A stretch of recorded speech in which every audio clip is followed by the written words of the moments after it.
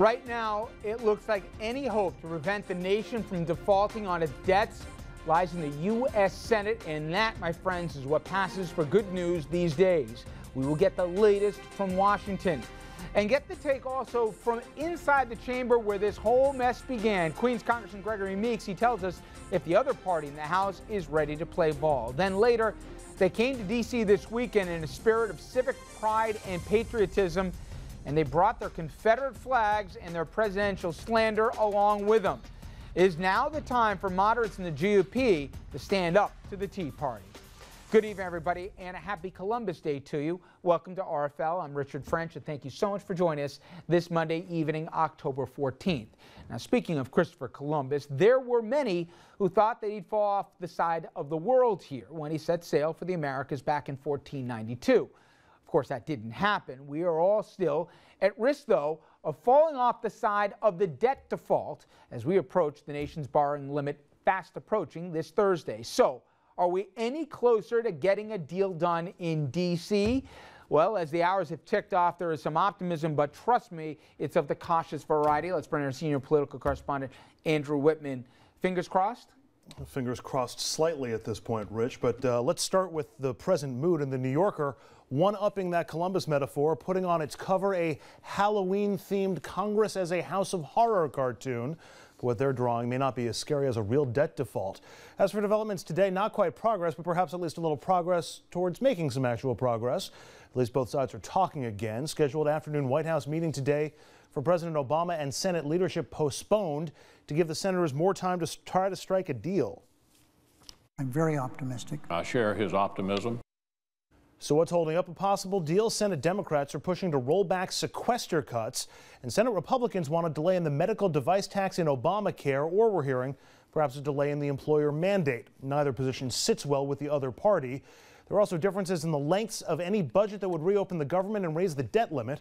Right now, January and February look likely, at least in the Senate. But, of course, no one seems to know what Tea Party House Republicans would do under almost any scenario. But if there is any hope of a deal, it's clear what's driving it: the consequences of a default. A scenario so bad, no one wants to be among those who are blamed for causing it.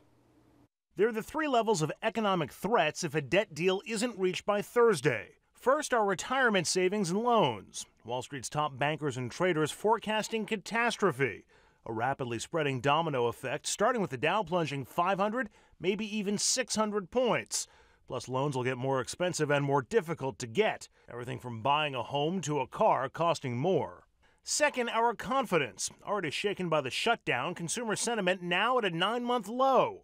The more unsettled consumers feel, the less we spend, which means a not-so-happy holiday for retailers, and it could cost the country jobs. Finally, our benefits. After Thursday, the government has money to pay just 2/3 of its bills. That's $106 billion short of its $328 billion in commitments, which could put timely payments to Social Security, Medicare, and veterans at risk.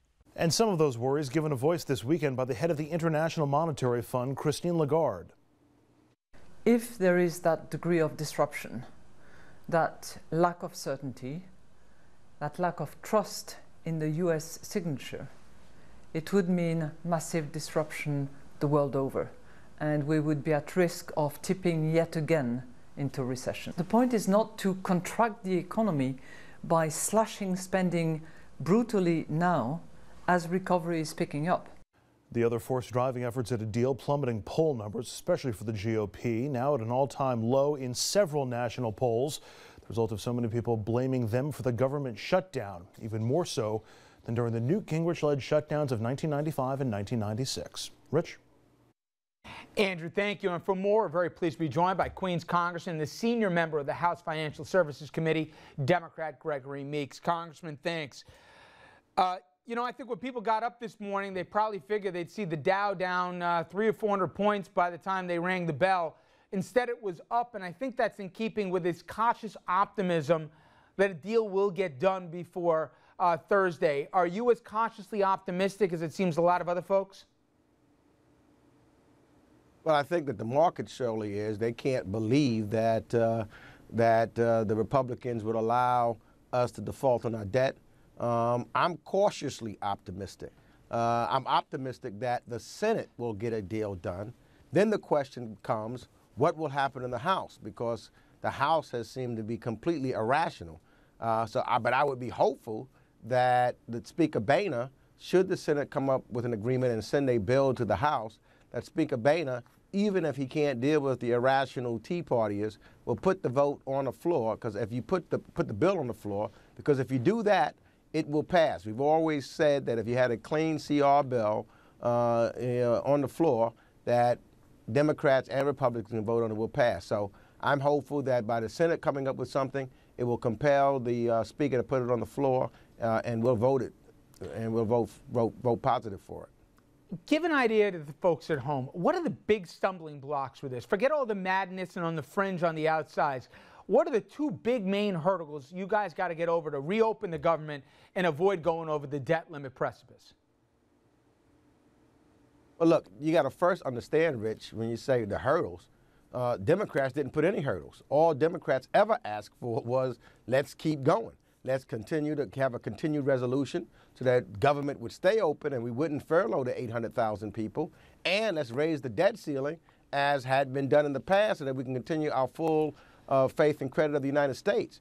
It is the Republicans who decided to intercede with their ideological policies of stopping the Affordable Care Act, which is law, and not elevating the debt ceiling without putting some other drastic cuts into it. So Democrats have not asked for anything, and that's why sometimes when what the president has been saying and scratching his head is, we've always said that we would negotiate, but not with a gun in our head because of shutting down the government or the full faith and credit of the United States. I know so much of this is really, frankly, nuts, and the public has spoken in every poll as to who they blame. That all said, we are here tomorrow, the day after, and we're staring at this deadline. And the president calls you up and says, Congressman, they're asking me to give in on, let's say, the medical device tax or some other face-saving gesture. Should the president concede, even if the public's with him and even if he believes in his core he's right, just to avert this going over the debt limit? What kind of concessions, if at all, do you think the president ought to make between now and Thursday? Listen, look, what the president is saying that we've got to stop this once and for all.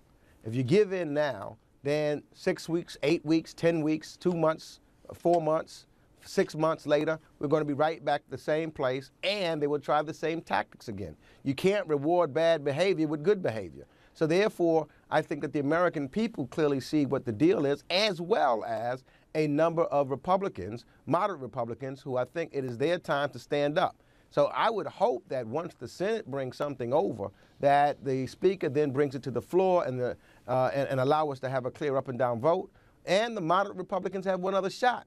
Over 200 Democrats have already signed a motion to discharge petition.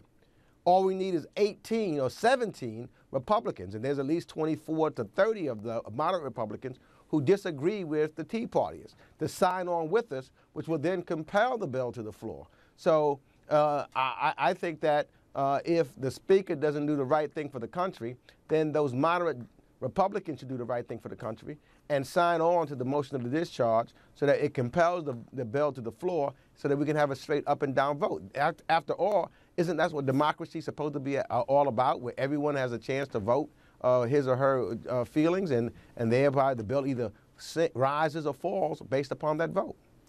I can't believe we're still talking about this here, and now we're in the middle of October, but as we know, time is running out. Faint bit of optimism today. Congressman, as always, thank you for the time. Good being with you, Rich, always. All right. Now, in a moment, everybody, we bring our panel in, and we'll ask them what we're also asking you at home. Will D.C. get their act together? Will we get a debt deal done in time? Head over to Facebook and Twitter and sound off. RFL continues right after.